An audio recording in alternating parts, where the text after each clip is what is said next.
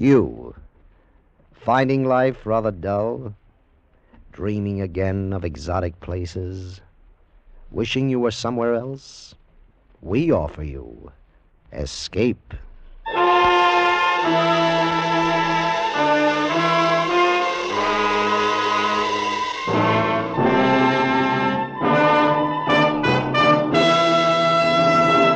In the spirit of the Christmas season and its magic effect on all men, Escape brings you a charming fantasy about a small boy who discovered a delightful new world and lived forever after in its enchantment, as Anthony Ellis tells it in The Cave.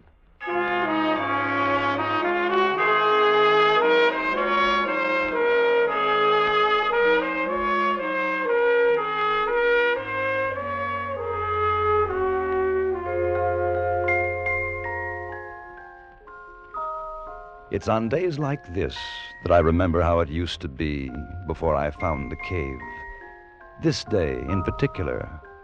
Of course, it's hard to see everything as it really was. Time has a habit of distorting the memories. Memories. Christmas. Christmas Day. Oh, what a long time ago that was. I was 10.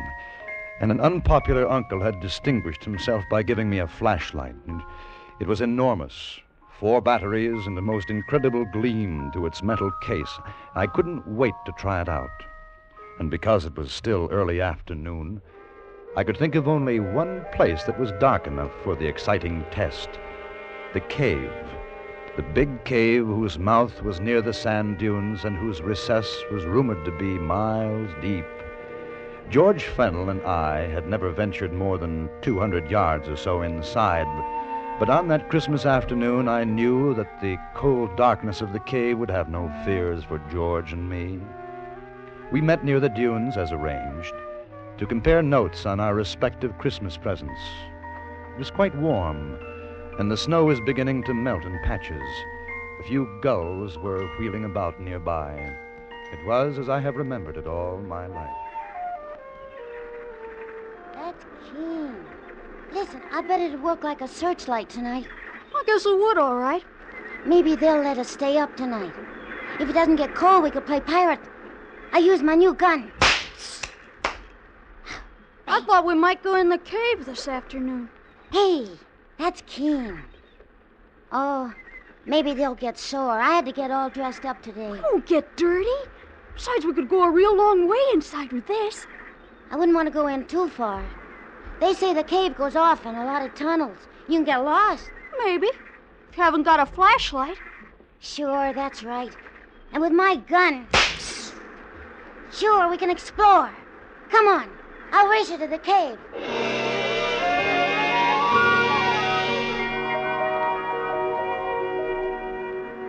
I won the race, and we stood at the entrance of the big cave. The arch had a span of about 25 feet, but just inside, it widened until the walls were 70 feet apart and the ceiling was over 50. As we passed from sunlight to shadow, I turned for a moment and looked down to the sea. At the water's edge, a gull stood, motionless, looking up at us, and then, solemnly, as though with disapproval, it too turned about and gazed out over the water. The opening of the cave receded and became small, and we went deeper and deeper. Shine it up there, Dan. Way up. Okay. Gee, I bet that's high.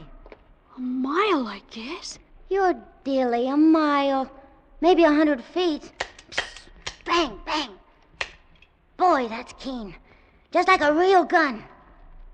Come on, let's look. Let's look the cave down here. It looks like a turn, see? Well, okay, but we better not go too far. What's the matter, you scared? Heck no, but... Well, I gotta get back for dinner. They'll get awful sore if I'm late. Oh, you won't be late. Come on. I want to see what you're on here. Okay. Hold the light on my gun. I gotta reload.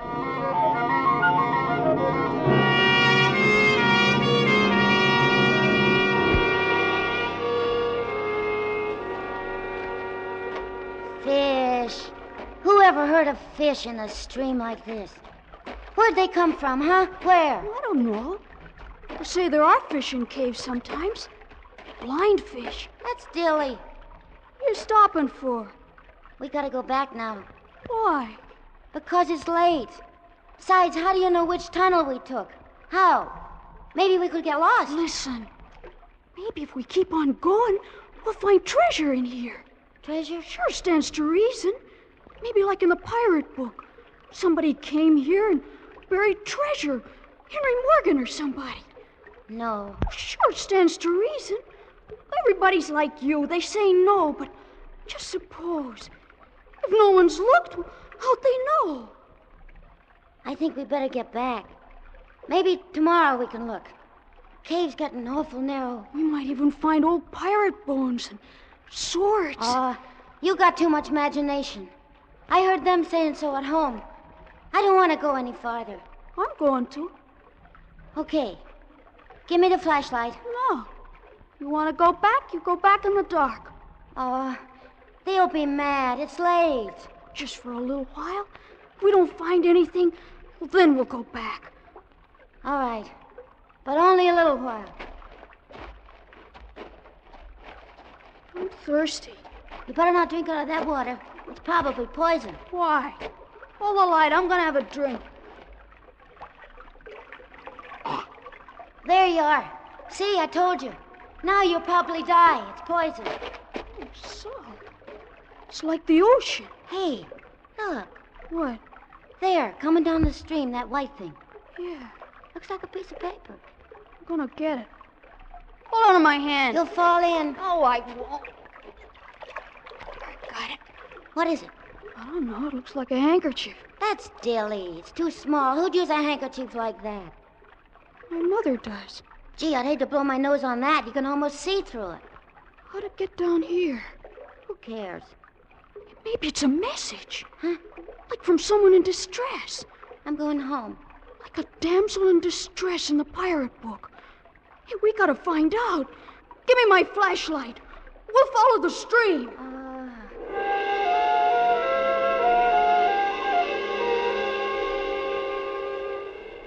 We followed the stream.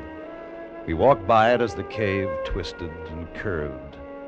We didn't notice the passageway, which had been getting smaller all the time, suddenly widen out, and the stream, which was becoming a river, and the river... The river! Hey! What? Where's the other side of the water? There isn't any. It keeps going. It's like a lake. Or maybe a sea. There's little waves. Dan. Huh? Turn the light around. The walls are gone. There's no walls. There's gotta be. It's a cave. There's no top to it either. It's just too high to see, that's all. Let's go home. Let's go home right now. What are you afraid of? I'm not, but I'm hungry and it's Christmas and... Well, I got things to play with. Come on, Dan. Come on, I want to get outside. What'd you do that for? Turn on the light. Turn it on. Don't you notice something? You turn that on. Give it to me. Oh, wait a minute. I want you to see something. I'll turn it on. You give it to me. I'm not going to play with you anymore. You give it. See what you've done? It's all your fault. I didn't want to come in here anyway. How are we going to get back? It's dark. No, it isn't. That's what I wanted you to see. Look up there. I don't see anything. You will. Oh. It's like stars. Way, way up. That's what it is. It's stars.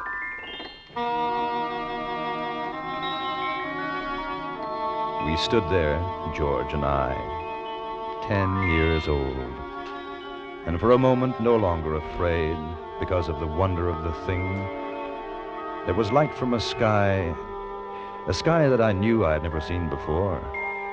Yet I knew I was still in the big cave because when I spoke, the echo of my voice returned. It's beautiful. I can't find it. The water's too deep. Dan. Dan. That's funny. You're always saying that. It's not going to be funny when we can't get Listen. home. Dan! Dan! you do it. What for? It's just an old echo. Go on. George.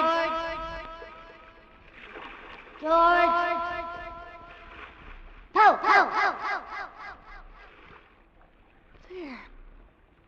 How can there be an echo when there's no cave anymore? You're trying to scare me. Well, I'm going. You can come too if you want. Dan, please. I'll bet nobody's ever been in here ever. I'll bet we're the first. Except for pirates, maybe. I wish we could see more. If my mother hadn't taken away my matches, we could find our way out okay. Gollies, it's night. Come on, please. I'm hungry. Somebody's here. Somebody else. Sounds like it's over there. No, don't go, Dan. Dan, I'm scared. I don't like this place. Go home if you want to. I can see someone. Look. Gee. He's digging in the sand. Don't let's go any closer, Dan. Let go of me. I want to see what he's doing. No. Look. There's some other people. They got swords. Got you, Namby, you scurvy wretch! Look on him, bullies! No, don't hit me, Captain. I just wanted to see if the treasure was still there. It's the truth, I did. I'll show you what's there, you pot-bellied toad! No, Captain, no. You're killing me. No, please, no. I wasn't touching the treasure. Don't hit me again. Don't kill me. Kill you? I haven't started to kill you yet, Namby. Come on, bullies. Lie on. We'll exercise our appetites for the feast.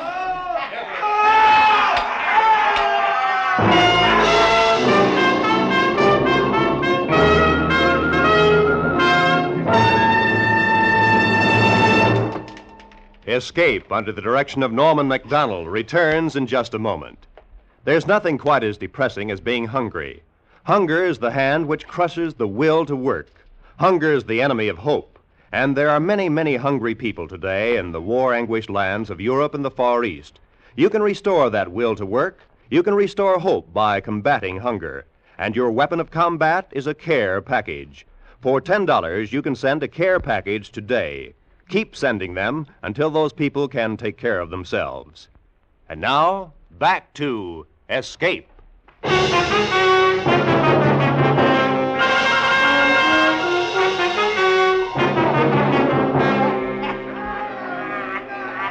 that faint light from the stars of another world, the world of the big cave, George and I watched. We could only see shadows until someone lit a lantern. And then I knew that I'd been right. Pirates! Pirates! I want to go home. Pirates they were. The most glorious, the gaudiest pirates to sail under the Jolly Roger.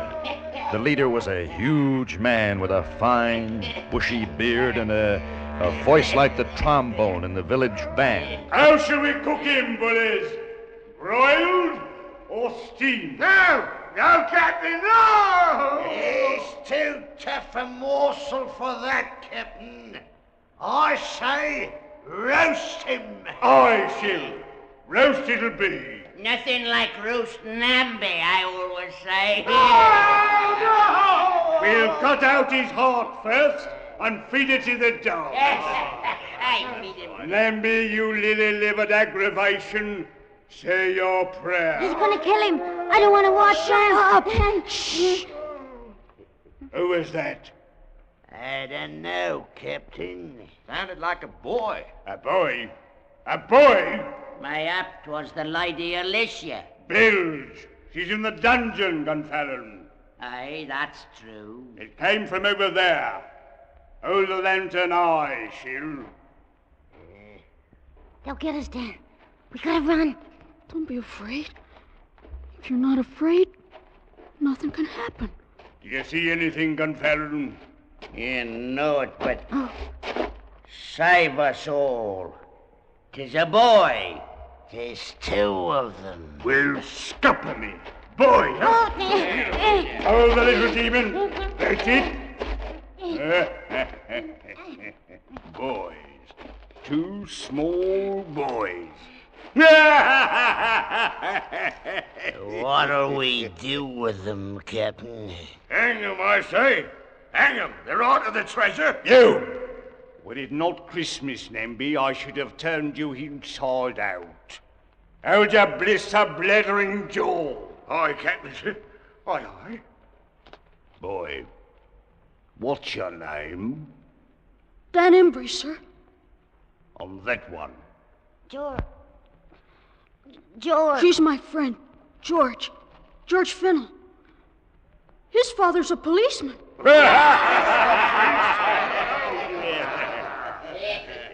Where'd you come from, boy? Greenfield? That's outside the cave. Cave?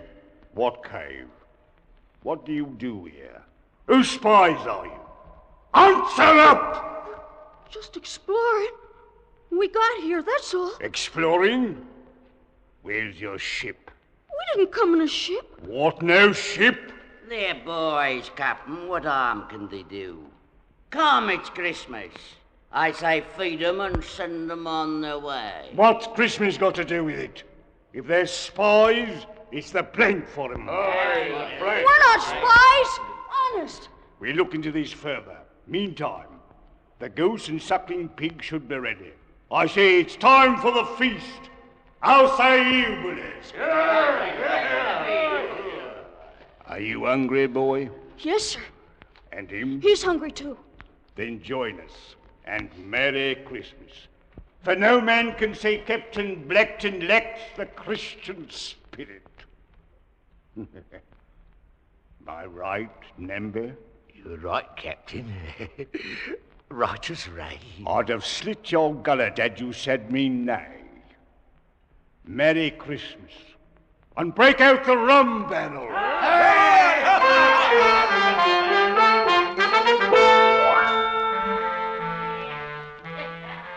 I remember that day, that long ago, the great dining board set upon trestles, the fruits, and the wine, roast goose and pig, the pirates rough in their colorful patched clothing, the songs and the drinking and stories of home and sea. Such Christmases are dreamt of, and I had dreamed it to come true. George sat next to me, eyes wide and unbelieving. And after the plum pudding, we were called on to sing a carol.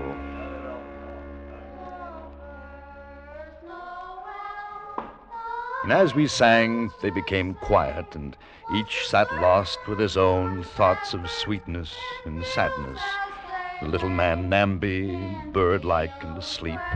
Gonfalon, thin as a twig, a patch over one eye, and the other kindly and wise. Shill and the captain, with tears coursing down their cheeks. These were my pirates, my own. Born is the King of Israel. Well done.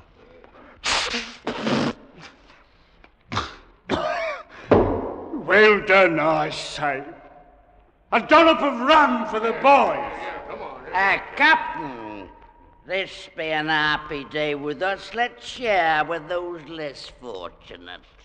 Less fortunate? Oh, we're all well met. The Lady Alicia. Nay, she is our prisoner. Until ransom is paid, so she will remain. What matter if she grace our table for the evening? It has been long since a woman's been with us. Aye, right. Very well. Send the prisoner here. Bring her from the dungeon.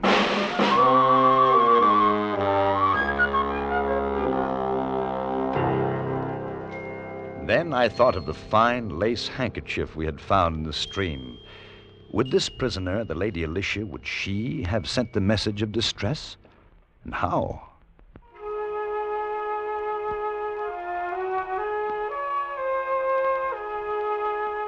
They brought her in. And to me, she looked as she should have looked, the most beautiful lady in the world, gowned in silks, with a pale but proud face. I fell in love with her, and I was 10. As the night wore on, the pirates grew drowsy, and one after another their heads drooped, and soon all were asleep. Even George, sitting small in his great chair, nodded. I went to the Lady Alicia's side. It was your handkerchief we found in the stream, wasn't it? Yes, I had not dared to hope. But they have you locked in a dungeon. Beyond my windows a running brook. I prayed that when I dropped the kerchief, it would by some happy chance be discovered. Oh, I found it all right. You are very brave to have come here. How long have they kept you in prison? 6 months now. We were sailing to the Indies. Our ship was taken, and I alone survived. Now they hold me for ransom. That's terrible. Gosh, I wish I could do something to save you. There is nothing. I know I'm not very big, but maybe I could fight them. There are too many for you. Dan, they're all asleep. Come on, we can get away now. Let's go home. Home? Sure, our folks are going to be mad. George, we gotta save her. If you could but escape and deliver a message to my father. Sure, okay. Where does he live? London, Lord Basingstoke. He will reward you well. Sure, but we gotta go now. I don't want to leave you. They'll be angry when they wake up. My hope will rest in you. I shall pray for your safety and return. Gee whiz, Dan. Come on. You go ahead. I'll be right along. Okay, but hurry up. I'll wait by the water. Will you be all right? Yes. Suppose I come back and you're not here. I shall try to leave a message. I'm Dan. I know. When I get older, I'll marry you. You're beautiful. I'll wait for you. You must go before they awake. I don't want to go. You will come back to me. Here. I love you. Hurry up, Dan. Gee whiz, I want to get home. They'll be mad. Mother said not to be late for dinner. We gotta save Lady Alicia. Don't forget. Okay, but hurry up. It's dark. Do you know which way to go? I know. I don't want to fall in the stream and get all wet. I got my good clothes on. You won't. I'm sorry I dropped your flashlight in. I'll save up, get you another. I don't mind. I bet it's awful late. I'm glad it's Christmas. Maybe they won't mind. We followed the tunnels one to the other. The stream flowed with us, urging us on. It was dark, but I knew the way.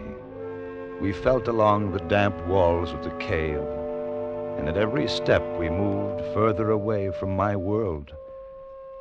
And suddenly, from a great distance, we saw a tiny circle of light, a dot which grew and grew until it was the size of a gold sovereign. There it is, Dan. It's the entrance. And it's still light out. I won't be late for dinner. And I was afraid. I was afraid because I knew that if I stepped out into that sunlight, I should never be able to find my way back again. Never. Hey, what are you stopping for? Why? George? If we run, we can be home before the sun goes down. For Pete's sake, Dan, what's the matter with you? I'm not coming with you. Oh, gee, what's the... I gotta go back. Go back? What do you want to do that for? I got to. I don't want to leave her. The pirates. I want to go back. Pirates? Who? The Lady Alicia. Gee whiz, Dan. Come on, it was only a game. Come on. You've forgotten. I knew you would. I'm not going with you. You better. I'm going to tell your mother. You'll get it. Goodbye, George. Dan? Dan! Come back. Dan, what's the matter with you? Dan? You'll get lost. Dan? Dan! Don't go in there again. We played long enough. Come back. Come back. Dan? Dan? Dan?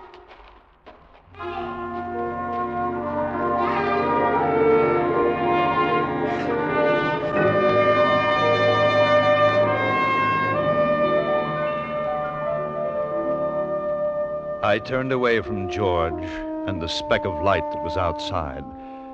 His voice followed me, plaintive and lonely. And then as I found the stream again, there was no sound but that of gentle water and my own steps. And the stream became a river, and the river broadened, and the walls of the cave fell away, and I'd found my pirates again.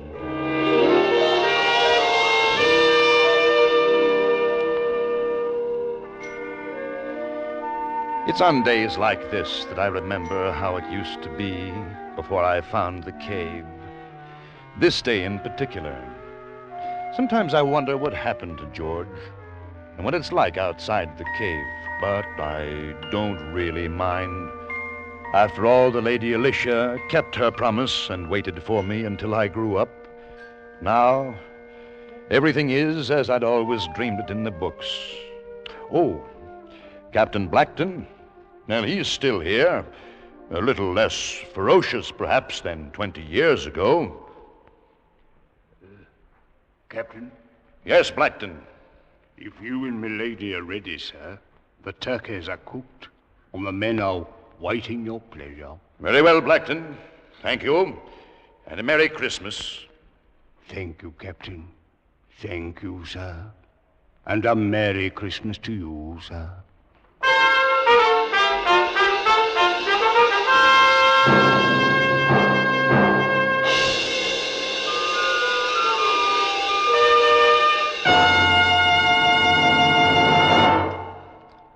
Under the direction of Norman MacDonald, Escape has brought you The Cave by Anthony Ellis.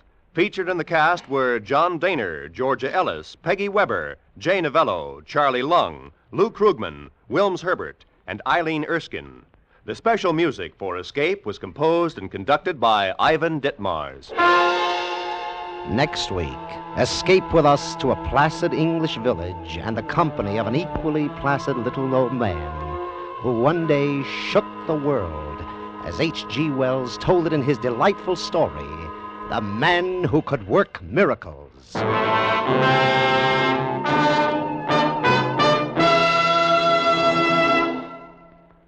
Where does the world stand? Where is it heading as 1951 approaches? Next Sunday, CBS will bring you an exciting, timely appraisal of the world situation and some of the answers when 10 top CBS News correspondents are heard in a special broadcast entitled The Challenge of the 50s, Years of Crises. Remember, that's next Sunday afternoon on most of these same CBS stations. Now, stay tuned for Make Believe Town, which follows immediately on most of these same CBS stations. Roy Rowan speaking.